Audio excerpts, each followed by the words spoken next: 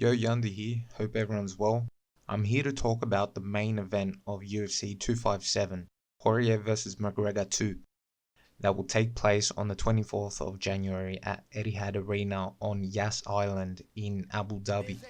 I'm going to talk about pretty much all about Poirier and McGregor, about their first bout, what's happened from then, and what are the likely results based off what each of them have showed us.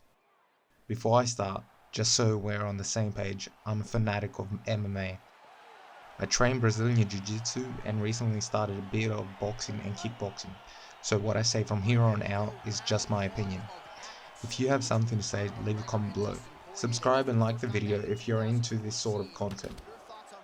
Alright, let's start with each fighter's style. Poirier first. Poirier is a fighter.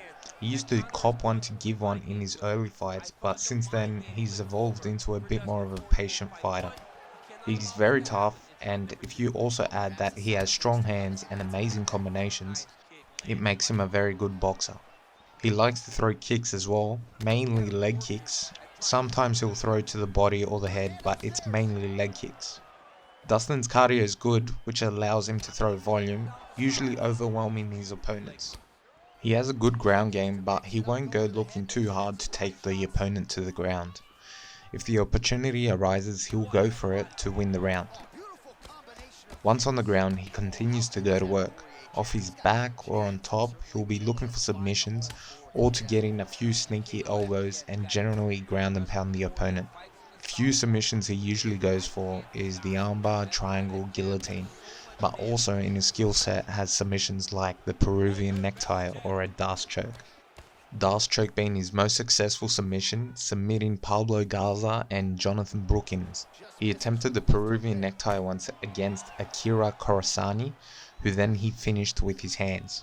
So in short, Dustin has good hands, amazing combinations, good cardio, good ground game, and good submission offense and defense. Alright, so now for McGregor. He's a kickboxer with hints of karate and capoeira sprinkled into his kicking game, but we ain't gonna talk about his kicks first. Crazy power in his left hand, as you've definitely heard if you know anything about Conor McGregor. I've heard people personify it as a spear or a sniper, deadly and accurate. It would be hard to be the best if you only had that though. It's the combination of his hands, distant management and precise head movement. Perfect examples in McGregor's fight against Eddie Alvarez. Conor has many kicks in his arsenal from all sorts of martial arts background. A few to name are his front kicks, roundhouse kicks and hook kicks from karate, his switch kicks and leg kicks from Muay Thai, and a few kicks from capoeira. Something I didn't know was his lead side leg kick and his oblique leg kick are from Wing Chun. So Conor picks bits and pieces from all backgrounds and adds them to complement his game.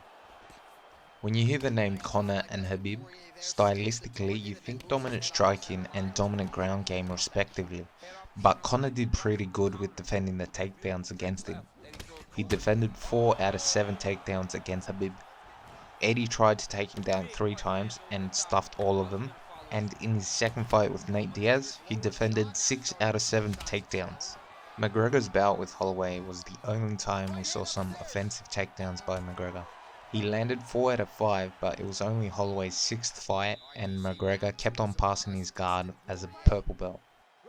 Fun fact actually, Conor was awarded his brown belt after defeating Poirier the last time.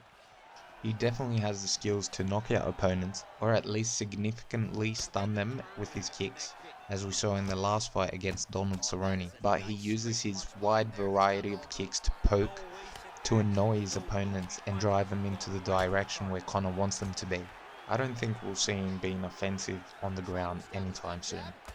When Poirier vs Holloway, it was back in 2012, it was Holloway's UFC debut and he stepped in for Ricardo Lamas due to an injury. For Dustin it was his 6th fight and was 4-1 in the UFC. Dustin, after nearly copying a flying double knee a minute and a half in the fight, attempts 3 takedowns.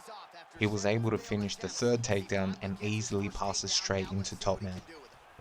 From there Max tried recovering his guard but gave his arm. Dustin then transitioned into the triangle, a classic book move the way Max escaped the armbar and then was able to finish him. Something to note, Max must have been a white belt, maybe a blue belt. From what I can tell, he didn't defend the triangle correctly. Dustin took advantage of that and mounted him, finishing him with a mounted triangle armbar. He must have been at the end of his purple belt or maybe his brown belt by then. When Conor vs Holloway, it was in 2013 and it was Conor's second fight and Max's sixth fight in the organization. McGregor showed off his skills once again and was outstriking Holloway in all 3 rounds. In the second round, he mentioned his knee kind of popped out, so that's why in the third round he was going for the shots. 4 out of 5 takedowns was successful, and he won by decision. Poirier's match with Brandao was in December 2013, pretty much 2014. He finished him in round 1 same as McGregor did in July 2014. Both threw around 2 times the strikes Brandao did, but when compared to each other, Poirier and McGregor threw less strikes and was able to get Brandao out of there faster than Poirier did. There isn't really much to say. It was a short fight. Dustin was doing alright. According to the stats, he had thrown less and landed more than Conor, but it didn't matter because he got caught with the left hand behind the ear and only just made it if you've seen the shot. The fight would have been different if it didn't clip him. Maybe there would have been a submission attempt, but it is what it is. I hope the fight coming up is clear and obvious who is the more dominant fighter. Dustin moved up to lightweight in his next fight. The result of the match and probably other stuff had to do with that decision. As mentioned before, Poirier moved up a weight class and out of his 13 fights after McGregor, he wins 10 of them. He KOs Diego Ferreira, Yancy Medeiros and Bobby Green in round 1.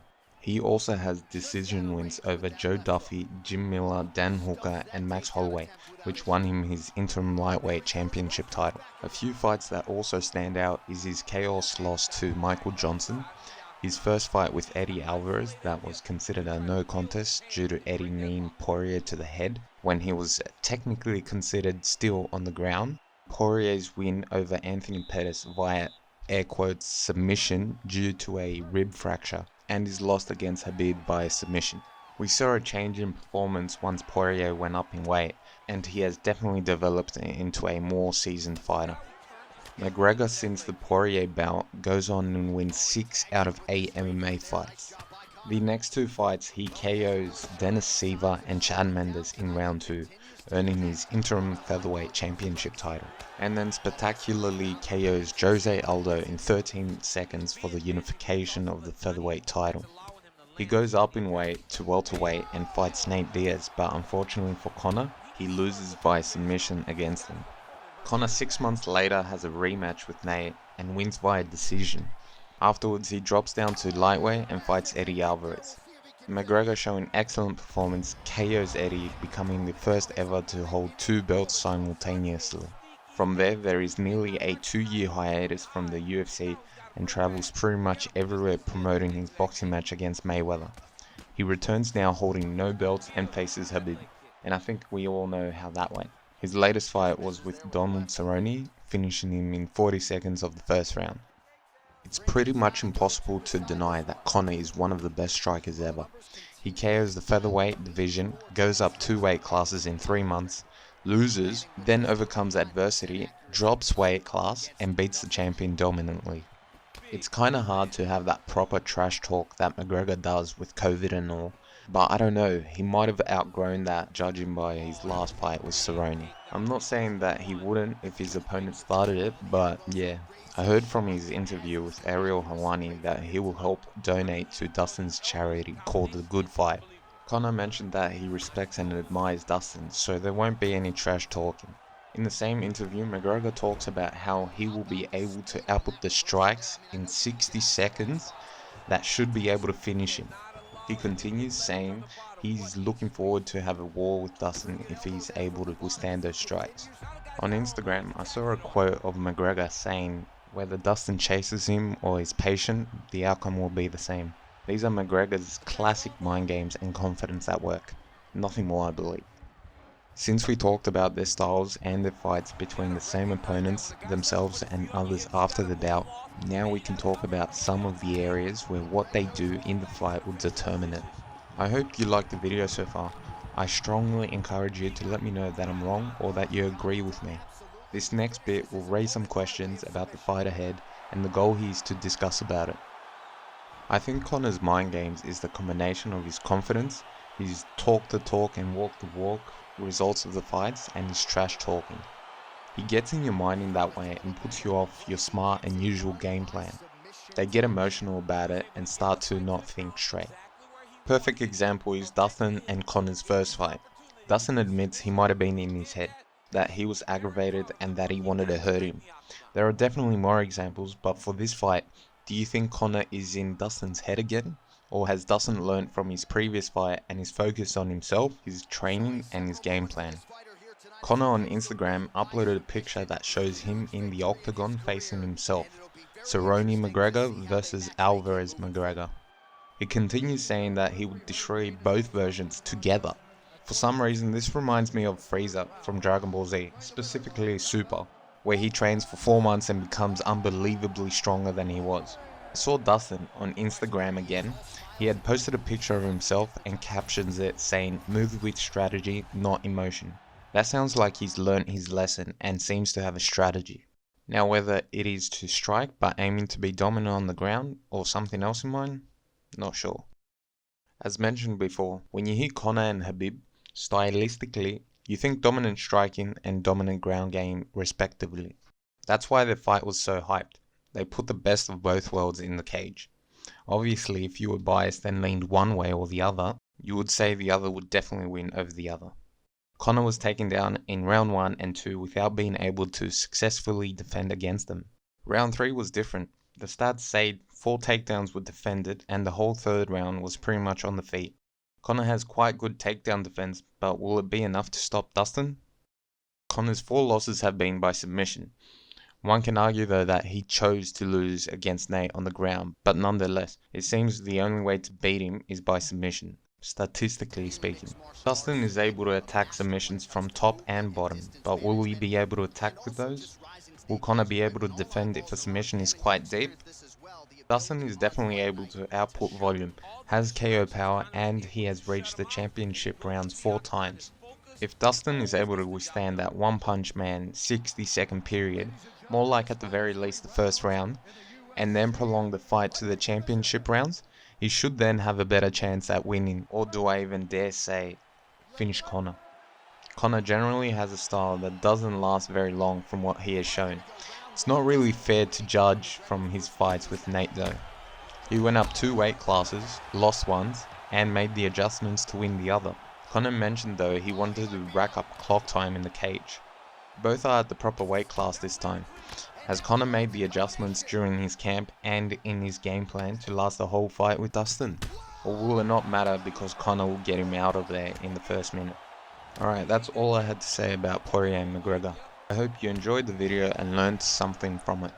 If you did, think about giving this video a like. If you didn't, smash that dislike button.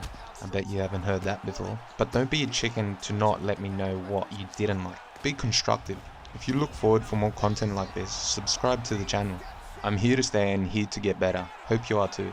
That was my opinion on Poirier vs McGregor too. Stay in touch.